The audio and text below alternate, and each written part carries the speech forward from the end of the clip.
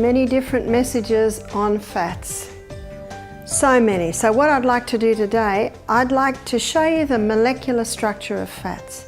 You see, when you understand the molecular structure of fats, then you begin to understand how the body uses it. You begin to understand why the body uses it in that way. So you will never again be swayed by popular opinion on should we eat fats, what are the best fats, what are the bad fats.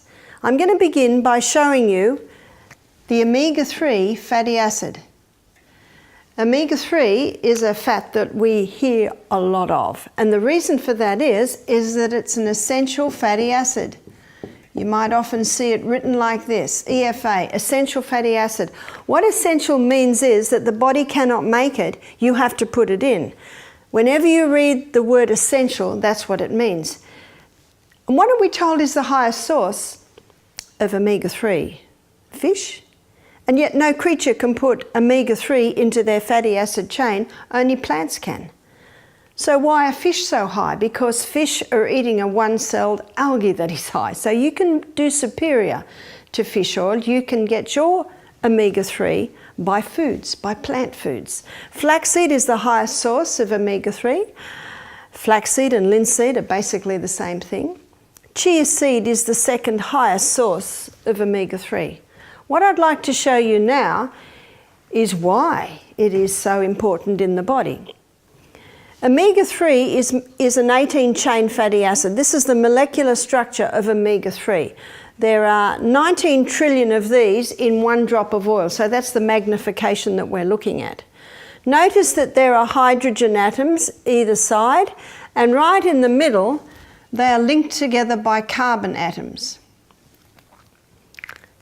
What the three means that at the third carbon atom there's a double bond. So let's count this. 1, 2, 3. The double bond means that instead of one link, there are two links. And whenever you get a double bond, these hydrogen atoms go, and the hydrogen atoms underneath develop an electromagnetic field between them.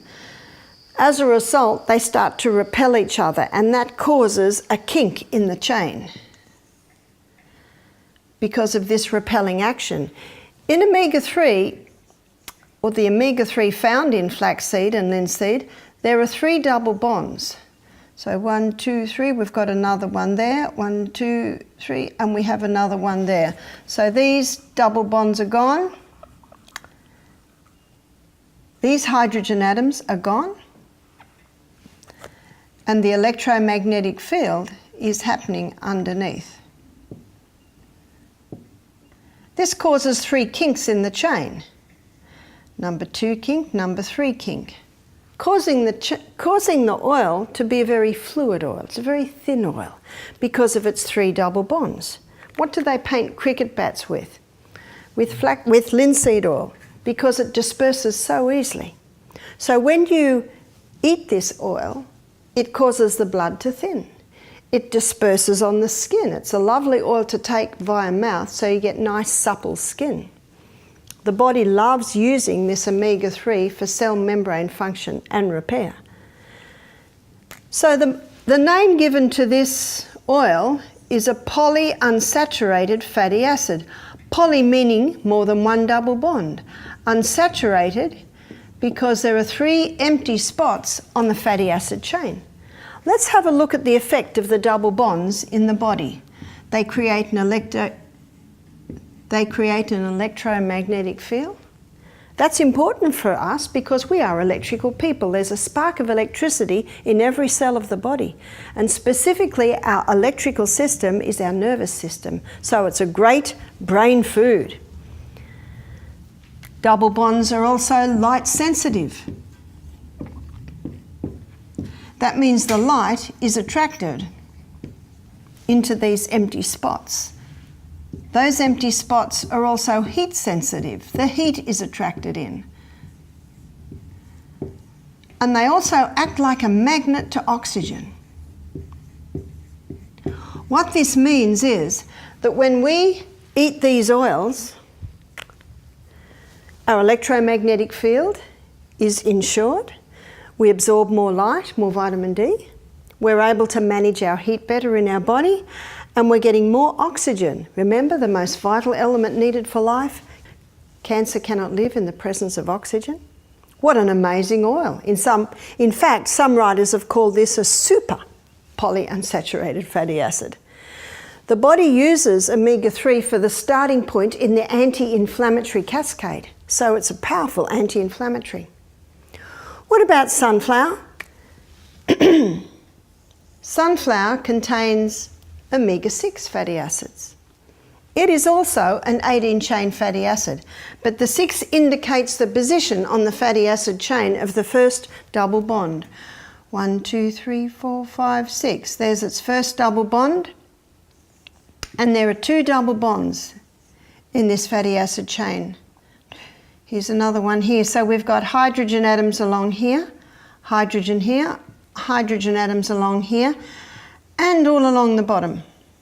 And we've got 2 repelling actions here, always under the double bond. So that means we have 2 kinks in this fatty acid chain. It's not as thin an oil, but it is still quite a thin oil. This is also given the name polyunsaturated fatty acid. Poly meaning more than 1 double bond. Unsaturated because there's still empty spots on the fatty acid chain. What about olive and almond oil? They are high in omega-9. 9 indicating the position on the fatty acid chain of the first double bond. 1, 2, 3, 4, 5, 6, 7, 8, 9. There's our double bond there. And there is only 1 double bond in olive oil and almond oil. So you've got your hydrogen atoms along here, and also along this area here. We've got 1 repelling action. So there's only 1 kink in olive oil, almond oil. As a result, this oil is called a monounsaturated fatty acid. Mono meaning 1 double bond, unsaturated because there is still an empty spot on the fatty acid chain. What about coconut? Coconut oil, instead of being a long-chain fatty acid like these 3 18-chain fatty acids, coconut contains short and medium-chain fatty acids. I have drawn a 10-chain fatty acid here, which is considered a short-chain fatty acid. There are no double bonds in coconut, so every spot is full. And in the cold weather, it's a solid fat. So this fat is called a saturated fat. Saturated because there are no double bonds. So what is the best oil? Well, which body function are you talking about? Because our body uses them all and it needs them all. I'll give you a simple illustration to give you an idea of this. I used to work in an operating theatre, and in the operating theatre we had a core team. We had our surgeon, and we'll call our surgeon 3 double bonds. We had our assisting physician, there's 2 double bonds. We had our theatre nurse, 1 double bond, and we had our trolley boy, no double bond. Our trolley boy's name was Fred, and he was a very stocky, strong young man of about 35. He was very good at his job. He could lift the patients with ease. He was so strong. He was very good at scrubbing out infected theatres. We enjoyed Fred because he did his job well, but there was just one area where we were constantly trying to refine Fred. When it was time to take the patient into recovery, I would say to Fred, "Fred, it is time to wheel the patient in recovery." And he'd say, "Fine." And he'd start wheeling it, but he would bang the trolley against the door, he would bang it. And we were constantly saying, "Fred, gentle, gentle." And he was gentle, you know, he had a job to do and he just did it. Now, if the surgeon didn't turn up, would we put Fred on the job of surgery? No, no, no. And if Fred didn't turn up one day, would we put the surgeon on Fred's job? No, no, no. The surgeon had beautiful hands and we don't want to hurt the hands. Can you see my illustration? In the operating theatre, every member of the team was vital, and actually we could not function if any of them were not there. And it is exactly the same with these oils in the human body. Every oil has its function. The body loves using omega-3 for cell membrane function and repair. Let me show you the omega-3 family. The omega-3 that is found in flaxseed, linseed, is called alpha-linolenic acid. Alpha-linolenic acid has 3 double bonds. And we've already seen that's quite a fluid oil. In the body, it's broken down to EPA. In the body, ALA is broken down to EPA. EPA has 5 double bonds. In the body, EPA is broken down to DHA. And DHA has 6 double bonds. So you can see how fluid these other oils are, incredibly fluid. And the body loves using DHA for cell membrane function and repair. In the fish eats ALA in the one-celled algae. In the fish, ALA is converted to EPA. In the fish, EPA is converted to DHA. And then man extracts DHA and says, this is superior because the DHA that the cell uses is already available for you. You don't have to wait for the body to convert this to this to this. But if 3 double bonds is sensitive to light, heat and oxygen, how sensitive is 6 double bonds? And I question the ability to extract the DHA and not have it exposed to light, heat and oxygen and thus destroyed. And the fish that are the highest in DHA are also the highest in mercury. And of course the DHA, being a fat, is found in the fat. And so I believe it is much safer and much easier just to get your omega-3s from the flaxseed or the chia seed. Our waterways and our seas are very polluted today, and it's difficult to get fish oil that is not contaminated. So what is the best oil? Your body uses them for different functions. Your body loves using the omega-3 for cell membrane function and repair. Omega-6 and omega-9 are used as side issues, whereas the body loves burning coconut oil as fuel. Let me show you. Let's go to the gastrointestinal tract. Here is mouth, here is your esophagus, here is stomach, here is liver, here is gallbladder, bile duct comes down, and bile duct connects with the neck of the pancreas. And here is your duodenum, the first part of the small intestine. There's pyloric sphincter. The duodenum is lined with little villi. Let me magnify the villi. Up in the middle of the villi is the lacteal. This is part of the lymphatic system. And over the villi is a blood capillary network. Do you remember I said to you the other day, anything that goes in our gastrointestinal tract is not part of you or me till it gets broken down to tiny substances, then absorbed into the blood. Let me show you now what happens with the 3 long-chain fatty acids. They come into the mouth, they are not dealt with in the mouth. They come into the stomach, they are not dealt with in the stomach. They come into the duodenum, bile from the gallbladder emulsifies it or breaks it down into tiny little particles. Then pancreatic lipase further breaks it down to glycerol and fatty acids, and then it is absorbed through the brush border around the lacteal, going straight to through the brush border around the villi and into the lacteal. So there's your lacteal there.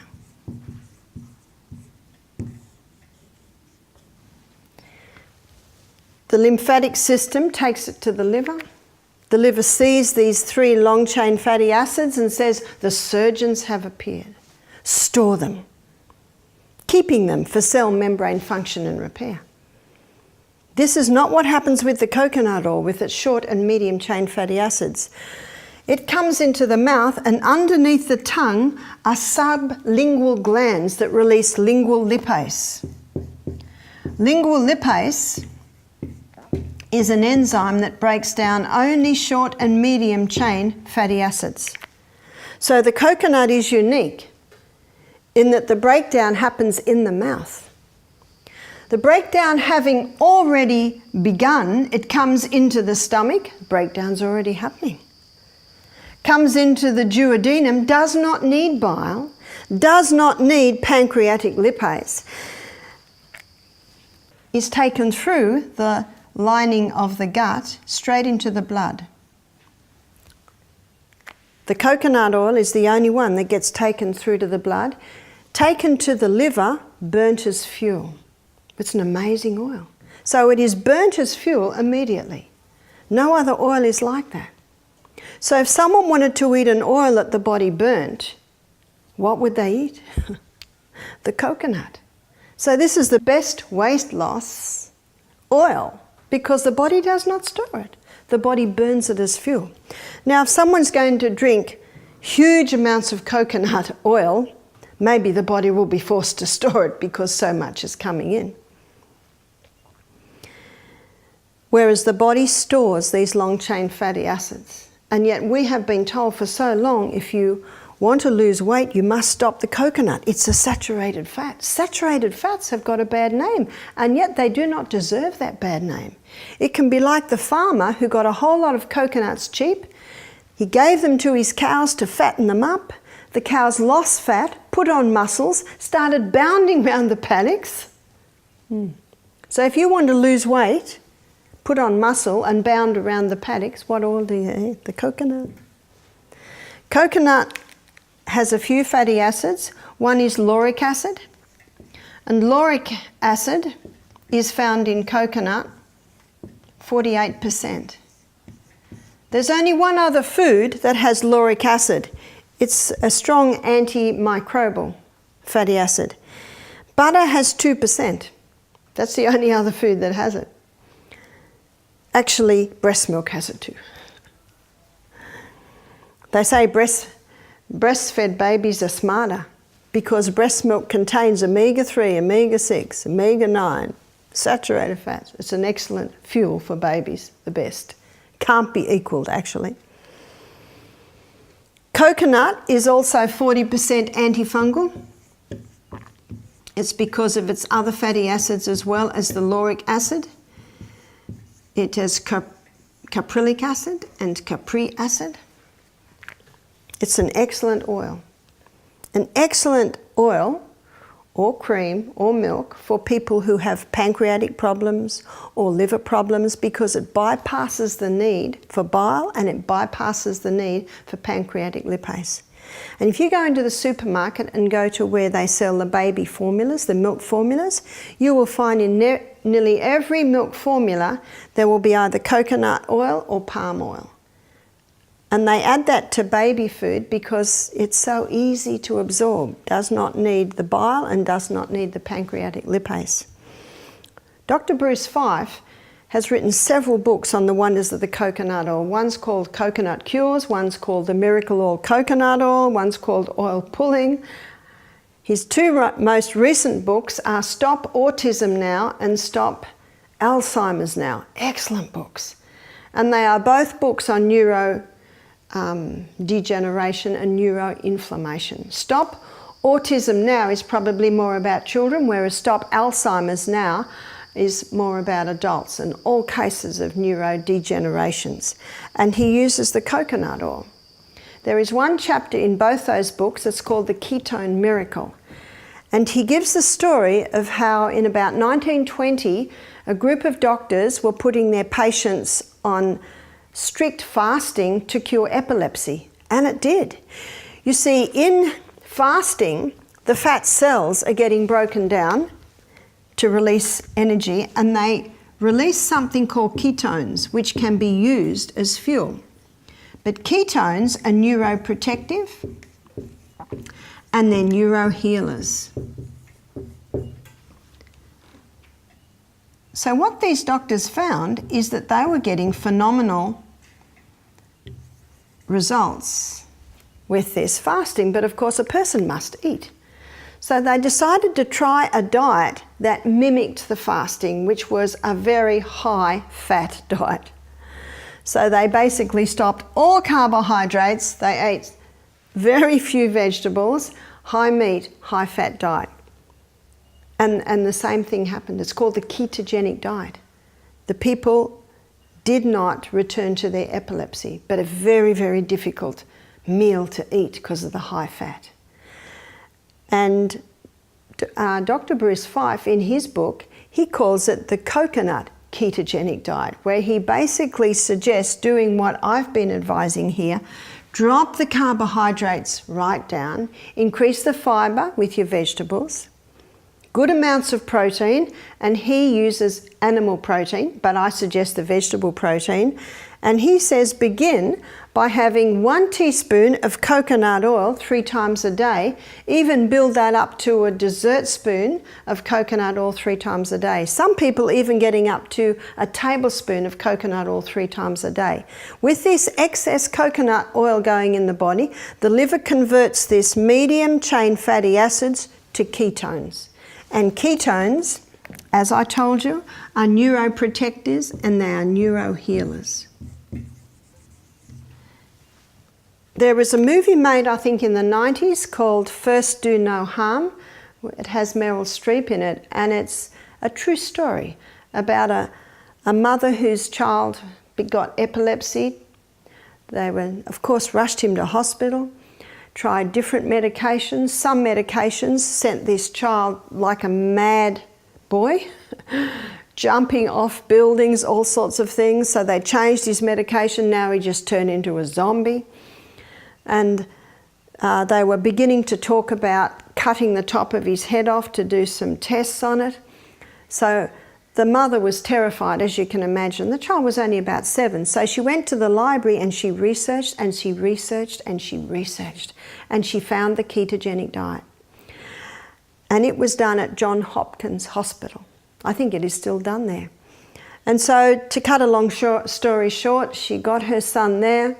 They immediately fasted this little boy for 2 days. Do you know that was not a worry, because the medication he was on, he just didn't want to eat. They fasted him for 2 days, then they put him on the ketogenic diet, which was high fat. You know, he was eating bacon and eggs, and some meals were like mince, but a little bit of tomato, a little bit of lettuce. I think in the first week he went from something like 10 seizures a day to about 3 in the week. I can't remember the exact timelines, but you can read it in Stop Autism Now, and you can see it in the movie First Do No Harm. But I think it only took a matter of months and this child was no seizures at all. And years later, still no seizures. Now, they told the parents that he would eventually have mental retardation because of the amount of fits that he was having. And he got to the point where he's the top of his class in school. Wow, just incredible story. And that's why the chapter in the book is called The Ketone Miracle. Just incredible.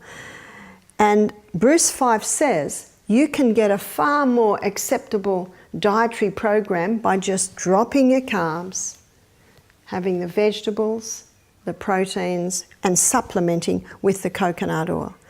In Stop Alzheimer's Now, he has equally amazing stories of people who've been having turnarounds with Alzheimer's, dementia, multiple sclerosis, Huntington's chorea, Parkinson's disease. So I think every home should have that book, because I don't know anyone who wants Alzheimer's. And he shows in this book that you can prevent damage to the brain cells, but you can also, by implementing the coconut oil, begin to have a healing taking place. The other day I told you that every membrane around the cell, every cell has a membrane around it, and that membrane is 50% protein, 50% fat, except for the brain cell, 70% fat. So that gives you a little bit of an idea on why the fat is so important in brain health. 100 years ago and before, human beings got their polyunsaturated fats from the food that they ate. There's only been 2 oils that have been used since time dot, and that is the olive oil and the coconut oil. And both of these oils can be extracted from the flesh of the plant, so they're extracted very easily. Women used to have presses in their kitchen and they could just extract the olive oil very easily. They found that if they put the olive oil in a glass bowl on the bench, it would get a bitter taste. Now we know it's because the light, heat and oxygen were attracted into that empty spot and it would cause the oil to go rancid.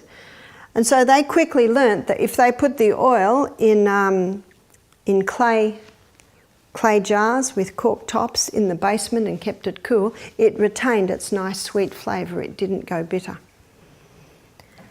Both of these oils have been extracted in a very simple methods by women in their kitchens for centuries. And as you see by the molecular structure of these oils, they are the most stable oil.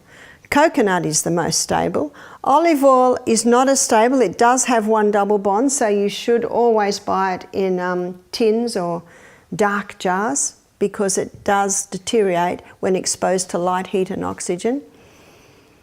But all of these oils really, I believe, we should be getting them from our food. Olive oil and coconut oil have been used for centuries and can be extracted very simply with the cold pressed method.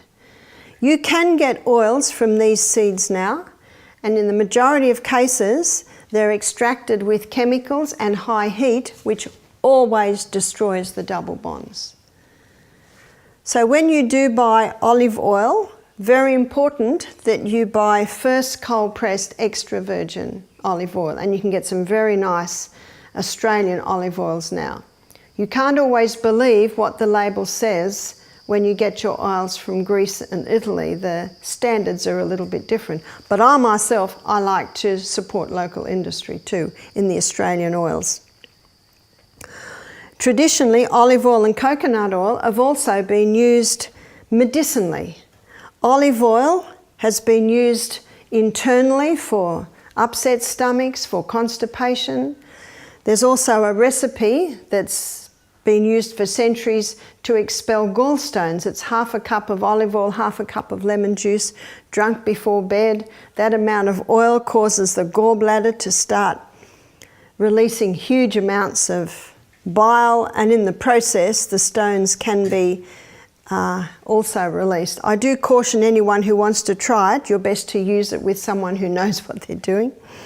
Coconut oil has been used traditionally too. Because of its potent antifungal properties, it's excellent in using for eczema, psoriasis. It also nourishes the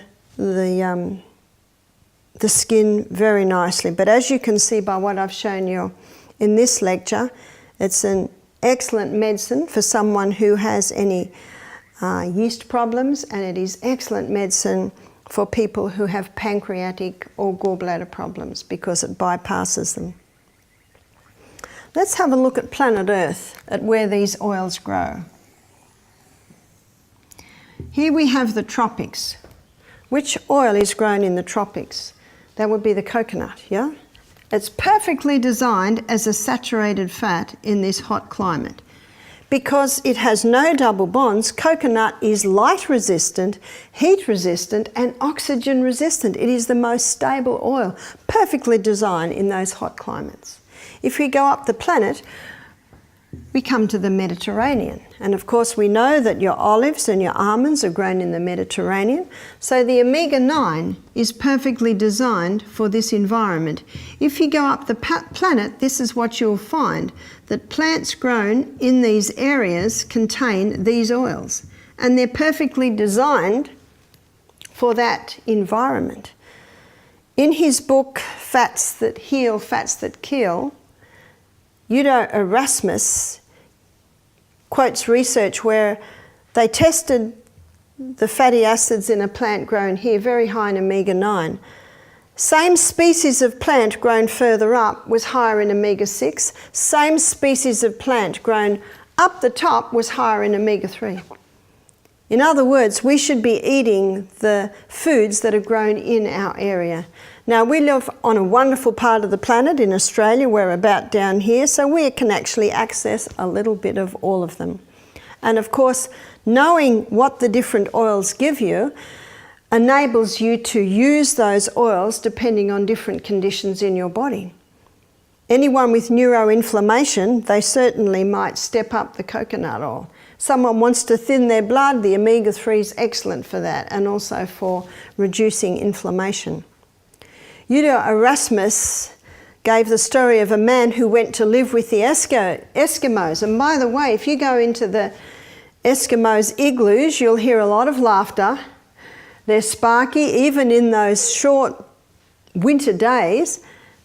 Their electromagnetic field's working well. They absorb their light very well when they get it. They're able to manage their heat. The oxygen in the brain keeps them vitalized and invigorated. What are they eating huge amounts of? Fish, seal blubber, all extremely high in omega-3 because the plants, the seaweeds, are very, very high. And so the fish are high, and then the seal that eats the fish is high. But in the northern countries of the planet today, there's a mental disease spreading through called the SAD disease. It's seasonal affective disorder. You may have heard of it. They blame the lack of sunshine, but there's never been sun. Something else has come into the equation. And the problem is they're eating the SAD diet. Have you heard of the SAD diet? Standard Australian diet, standard American diet. That diet is usually very high in carbohydrates, high in animal and animal fat, very low in the omegas, usually quite low in vegetables with all your minerals. It's the SAD diet. I think God's got a sense of humour because the nut with the highest amount of omega-3 looks like a brain, and of course that's your walnut. So we need to be eating a variety of all of these oils because they are required, in fact essential for proper body function.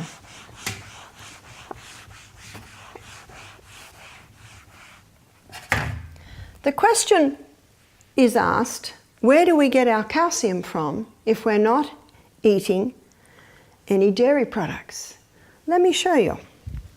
This is a glass of milk. And this milk is high in protein and it is high in calcium.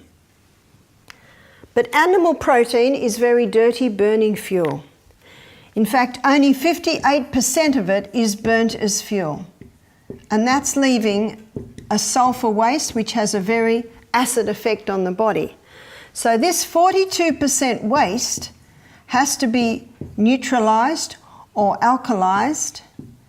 And so the body uses the most alkaline mineral, which is calcium, to negate the sulfur residue. How much calcium is that left for the human body? None. In fact, the countries in this world that are consuming the highest amounts of dairy products have the highest incidence of osteoporosis. So where are we going to get our calcium from? We will get our calcium from the same place the biggest boned creatures on the planet get their calcium from. Where does the elephant get its calcium from? And I think its leg bone would be about as big and as thick as me. Greens. Let's have a look at calcium. Calcium in the vegetarian kingdom, its highest is found in the sesame seed. And a very nice way to eat the sesame seed is as tahini. At Misty Mountain Health Retreat, we do quite a few dressings and sauces that contain tahini. If you look in Lebanese food, their baba ganoush has tahini, their hummus has tahini. So there's a lot of foods that contain tahini, gives a beautiful creaminess to it. Very high in calcium. So instead of giving the children a glass of milk when they get home from school, have a platter of raw veggies and a little bowl of hummus and let them dip in there. They will get more calcium, and it's the calcium that they can use. Also soy, and again, the soy must be organically grown, non-genetically modified, and the other legume is chickpeas.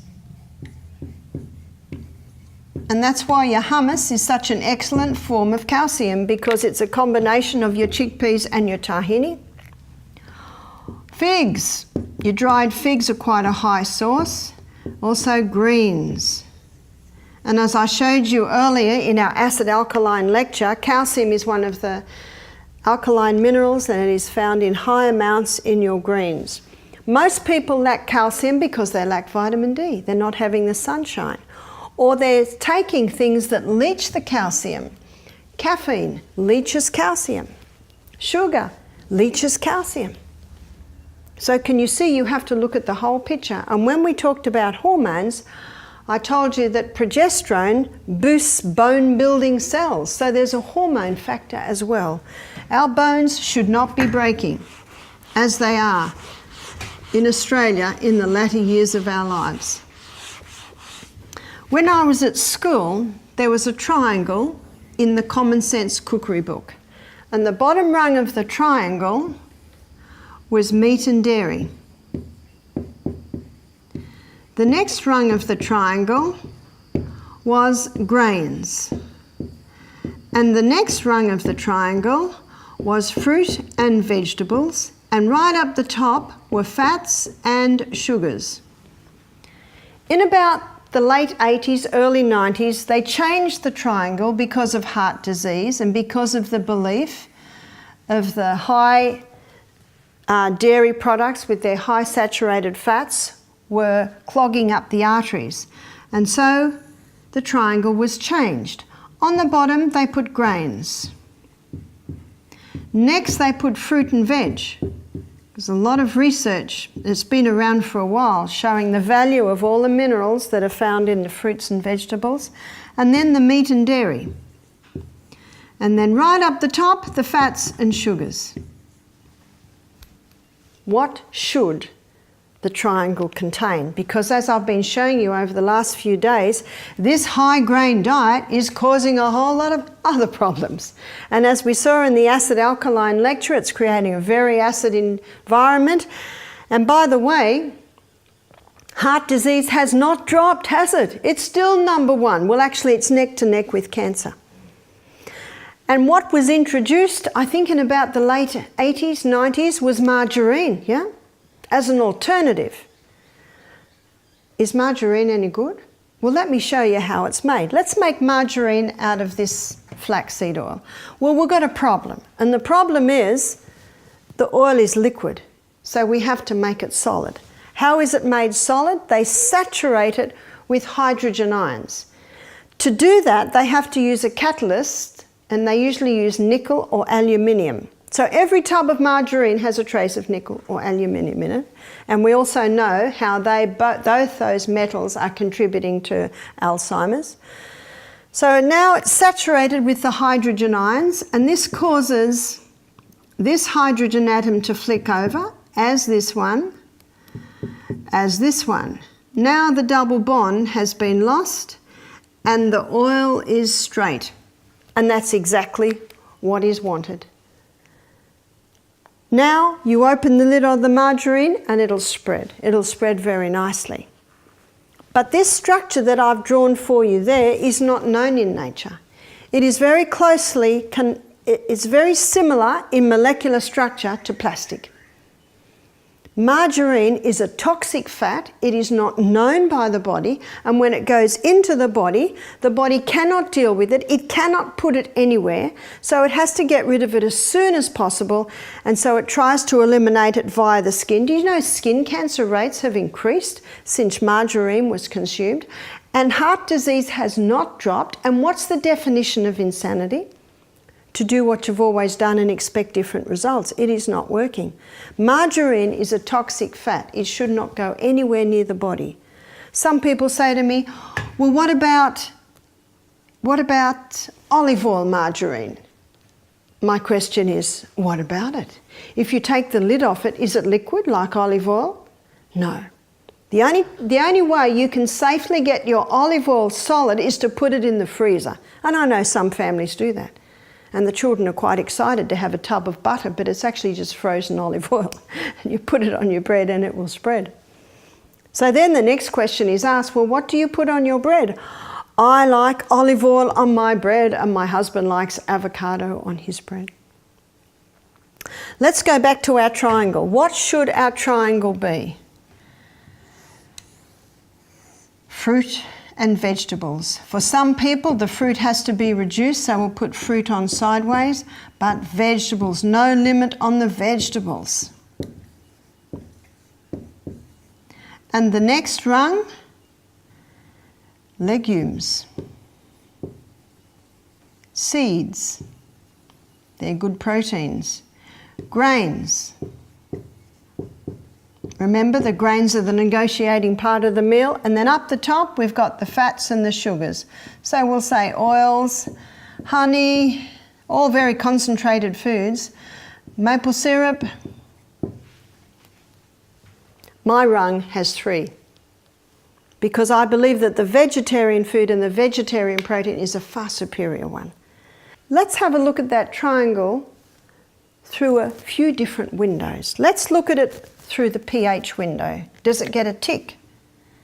It does, because the most alkaline forming food are your vegetables. So it gets a tick. Let's look at it through the point of view of the colon.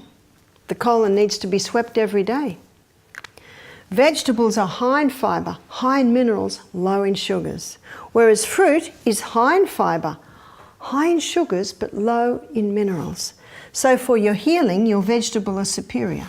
So for the colon, oh yes, we've got our fibre. What about the liver?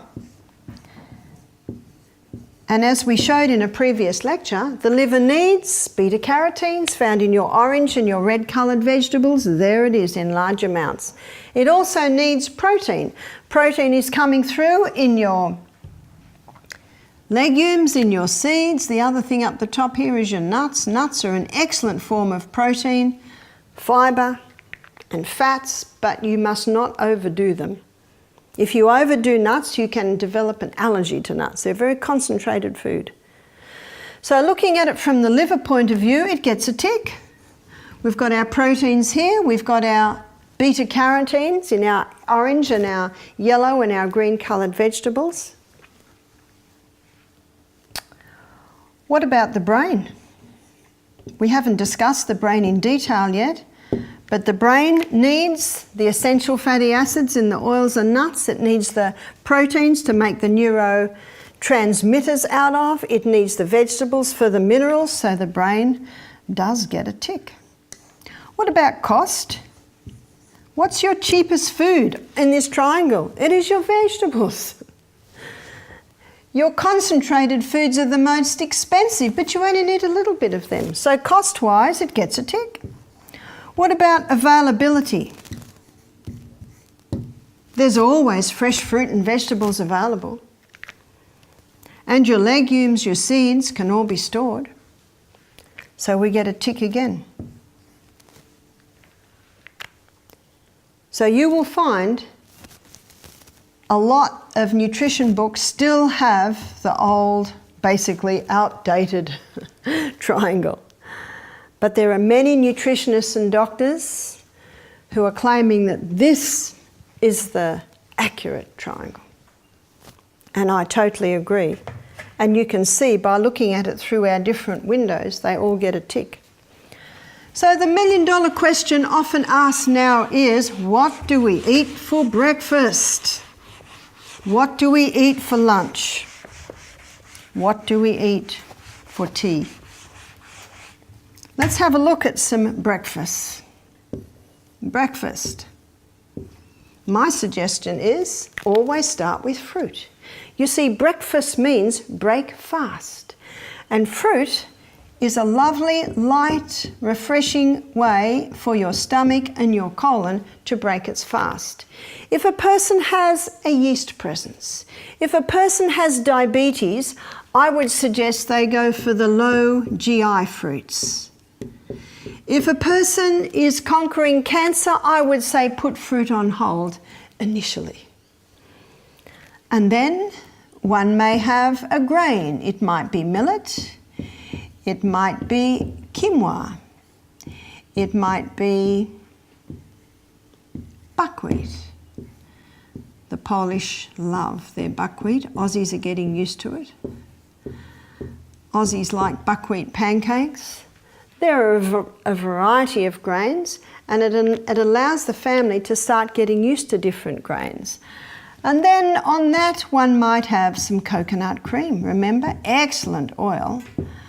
Or one might have the pear Brazil nut cream that I mentioned earlier.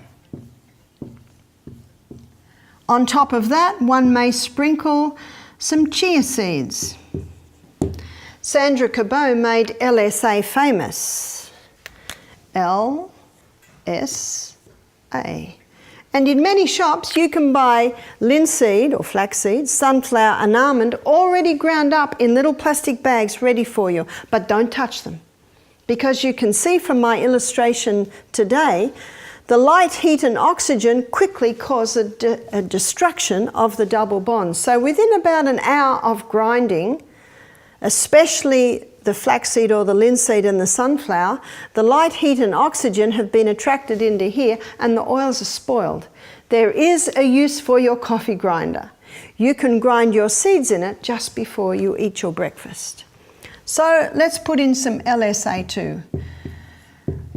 Flaxseed or linseed is a very high oil seed. 3 teaspoons of ground linseed will deliver 1 teaspoon of the oil. So it's a very high oil. Most people are very happy with that breakfast. Or some might prefer savoury. So this is breakfast number 1. Breakfast number 2, maybe some fruit, always a nice way to start the day, with some nuts and seeds. And then they might have some sourdough toast. If you're gluten-free, you might go to a millet toast. If you're not gluten-free, you might go to a spelt sourdough toast. You see, sourdough is just the way that the bread rises. It's a cultured bread. It breaks down the protein or the gluten in the grain, so sourdough bread is more digestible. On top of that, you might have some savoury lentils. Or on top of that, you might have some scrambled tofu, which is a delicious way to have tofu. Some may prefer that. So what do we have for lunch? So you see, the fine-tuning in every case is yours. We should enjoy what we eat. Lunch. Let me think of what we had for lunch today. I'll write you down what we had for lunch today. We had a kale salad. We had avocado. We had a quinoa salad, and the quinoa salad had tomato, onion and broccoli in it. And then we had a shepherd's pie. And the shepherd's pie had a topping of mashed potato, and the nicest way to mash your potato is with olive oil and Celtic salt. Mashed potato. And underneath the mashed potato there was brown lentils in a savoury sauce.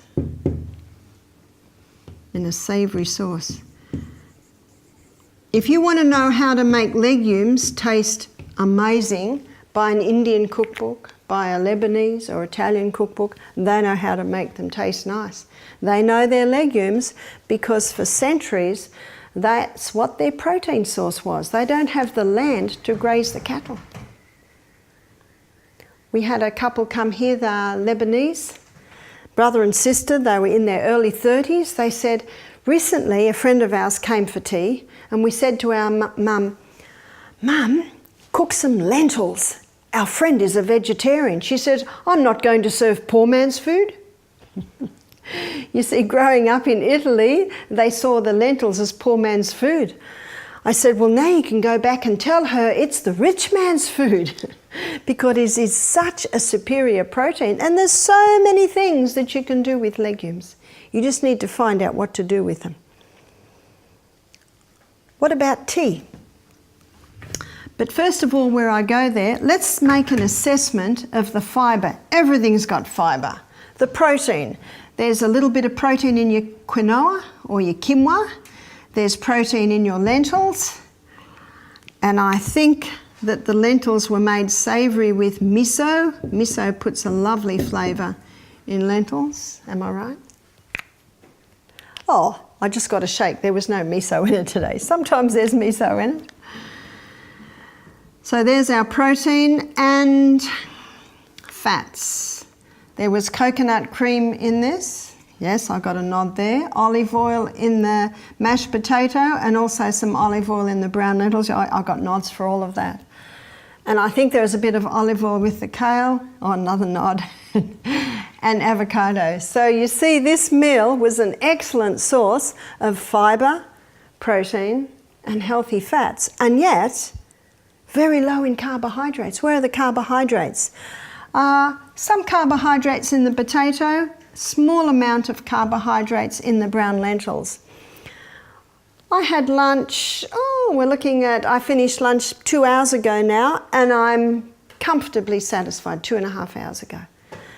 I have no want at all to eat now. And you will find when you feed children meals that are high in fibre, good amounts of protein and healthy fats, that there's just no desire or need to eat all day long. As a mother, I was not interested in being in the kitchen all day. So I made sure that my children had meals that were high in fibre, some good proteins and healthy fats. What about in the breakfast? I've rubbed off our breakfast, but I can recall our fibre was in our fruit. Actually, the fibre's in everything. The protein in the first breakfast there was protein in the quinoa, there's protein in the buckwheat, there's protein in the millet, there's protein a little bit in the coconut cream, some in the pear cream, protein in the chia seed and all the linseed, sunflower seed and almonds. In the second breakfast, there was protein in the nuts, and there was protein, of course, in your scrambled tofu or your savoury lentils. Whereas the fats in the first breakfast, there was fats in the coconut cream, in the pear cream, in the LSA, in the chia seed. So as you can see by my illustration, it is not hard to do that, because it is the fibre and it is the protein and it is the fat that keeps the food in the stomach longer. I trust that after this illustration, you will no more be swayed by popular opinion on fats. I trust that I have shown you enough evidence that the fats are important, the type of fat is important to eat them in their natural state with a little bit of added either olive oil or coconut, both excellent oils, and basically it is your palate that defines that. We don't need very much. In fact, in the shepherd's pie that was made today, we had 7 people for lunch today, and I would endeavour to say that about a tablespoon of olive oil went into that dish. Would that be right? About that. Do you know what that means? Everyone got about half a teaspoon of olive oil. See, that's not a lot. And maybe everyone got a quarter of a teaspoon of coconut cream. You don't need very much. It gives it a beautiful flavour, it gives a beautiful richness. And how often have people's tables been deficient in flavour and taste because they think that the fats are bad? When I cook with olive oil, I put my olive oil in at the end of my meal so that I'm not destroying my double bond. If you did want to fry a little bit, sometimes our cook likes to fry a little bit to get the flavour out of the onion or the garlic, then the no double bonds coconut oil is the one to use. I know Zach does our potatoes in coconut oil and it is delicious, it is crunchy, and yet he does it in the oven. He lightly coats the potatoes, puts them in a high oven, and they're just like chips. Some people think we've deep fried them, but all we've done is put them in a high oven. Delicious. and yet you are not destroying because there are no double bonds. And the flavour. Most people don't even know that it's cooked in coconut oil because you can't even taste it. You certainly can overdo it. So, of course, we need to recognise that they're very concentrated foods and you don't need very much. So I trust you're excited with the prospect of beginning to implement some of these things into your lifestyle, into your table, into your food. Please enjoy.